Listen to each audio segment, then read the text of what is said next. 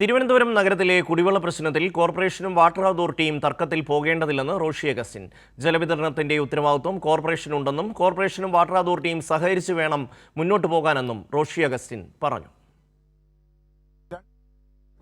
Corporation ആണെങ്കിലും water authority ആണെങ്കിലും ഒരു തർക്കത്തിന് പോകേണ്ട കാര്യങ്ങളൊന്നുമല്ല.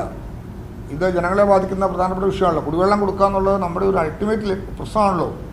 ഭരണഘടനാപരമായി നോക്കിയാലും മുനിസിപ്പൽ ആക്ട് അനുസരിച്ച് നോക്കിയാലും ജലവിതരണത്തിൻ്റെ ഒക്കെ ചുമതല കോർപ്പറേഷനുണ്ട്. പക്ഷെ അത് മാത്രമല്ലല്ലോ, ഒരു കുടിവെള്ള വിതരണ ഏജൻസിയാണ് വാട്ടർ അതോറിറ്റി. അങ്ങനെയാണ് ചിന്തിക്കുമ്പോഴും ആ ഏജൻസി മുഖാന്തരം കുടിവെള്ളം എത്താൻ കഴിയാതെ വരുന്ന സാഹചര്യം രൂപപ്പെട്ടാൽ അത് ഇടപെട്ട് കൊണ്ടുപോകാനും പരിഹരിക്കാനും ഒക്കെയുള്ള ചുമതല ഉത്തരവാദിത്വം കോർപ്പറേഷനിൽ നിക്ഷിപ്തമാണ്. പരസ്പരം സഹകരിച്ചേ പോകാൻ പറ്റുള്ളൂ.